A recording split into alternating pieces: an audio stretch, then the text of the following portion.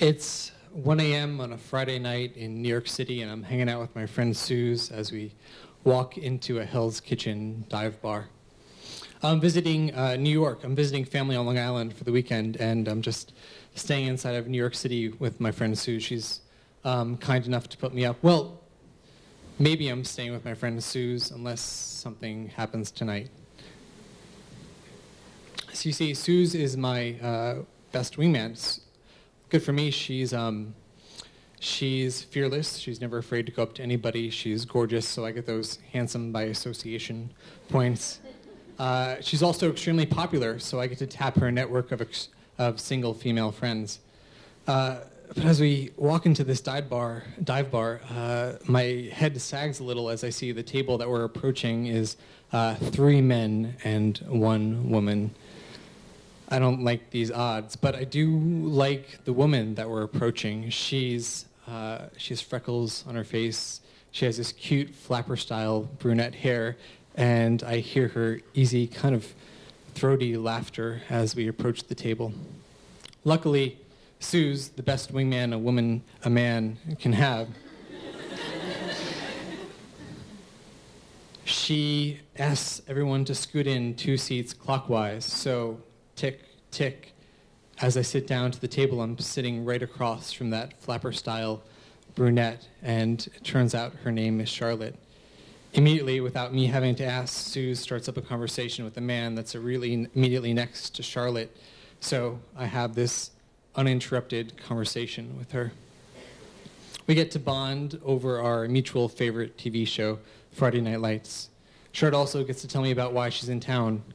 Like me, she grew up in New York, but she's visiting from LA. She's an actress in LA.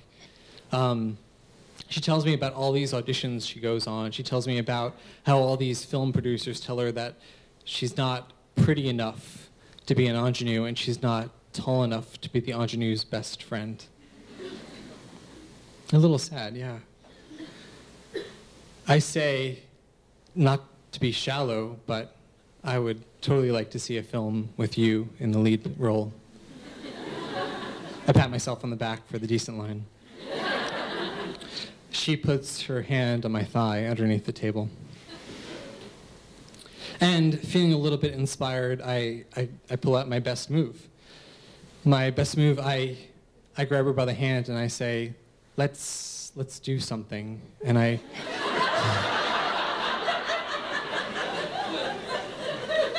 pull her off the table and I pull her onto this empty space next to the billiards table.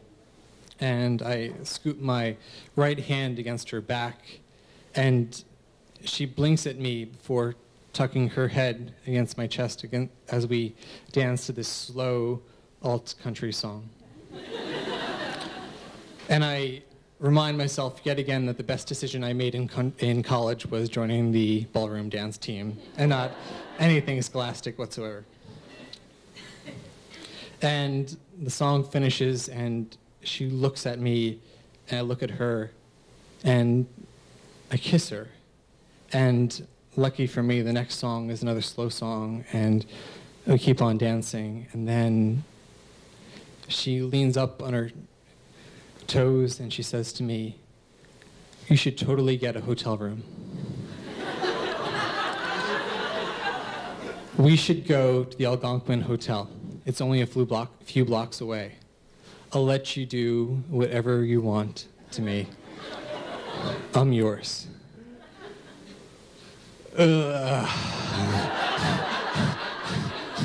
This is kind of the dream, right? But she's visiting a hotel room. That sounds kind of expensive. The next song is kind of fast, so I squeeze her side and I say, "Excuse me," and I run to the bathroom and I shut the door and I pull out my smartphone and I type in Algonquin Hotel and I see it's $400 for tonight. $400, that's an awful lot.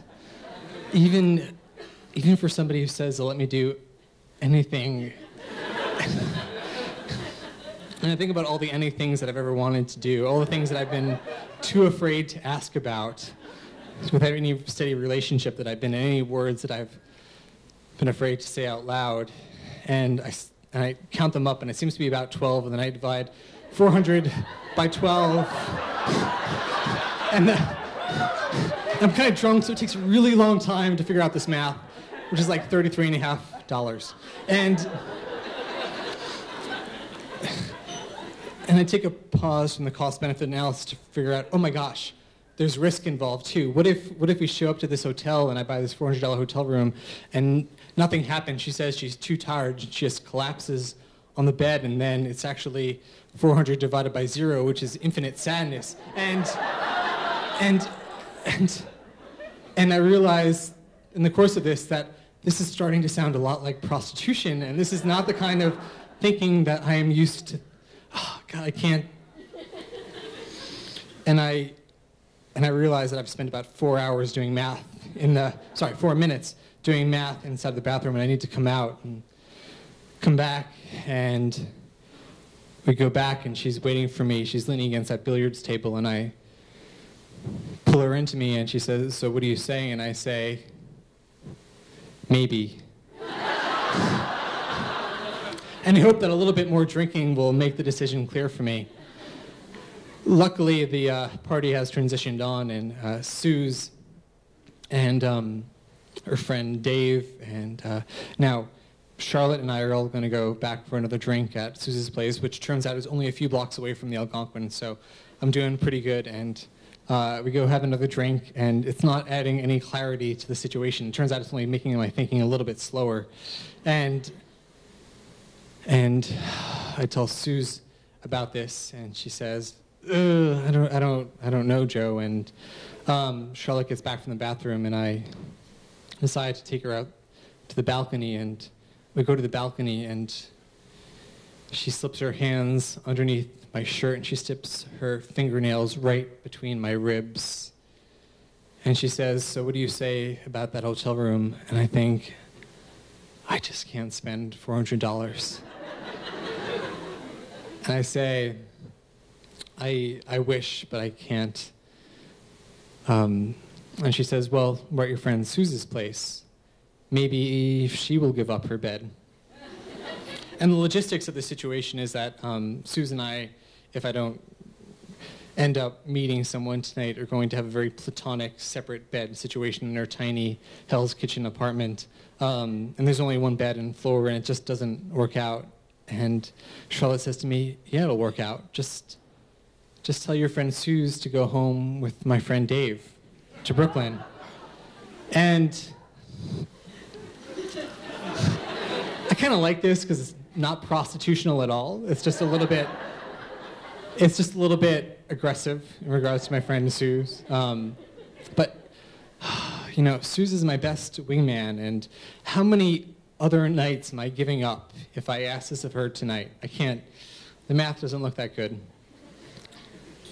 And we're hanging out, and I mentioned this to Suze after Charlotte is talking to Dave for a second, and I mentioned, Charlotte, she's hot, but she's crazy. She was suggesting that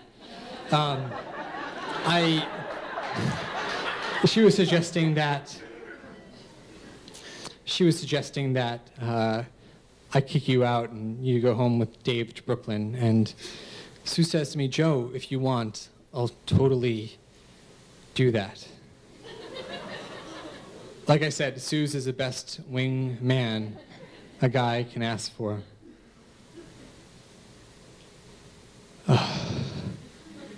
And I decide, and I think about Charlotte, and I think about all these sex acts, and I run the numbers. And I decide that there's just too much risk. The best wingman a guy can ask for is worth way more than a girl that is going to cost the wing woman and/or $400. Thank you.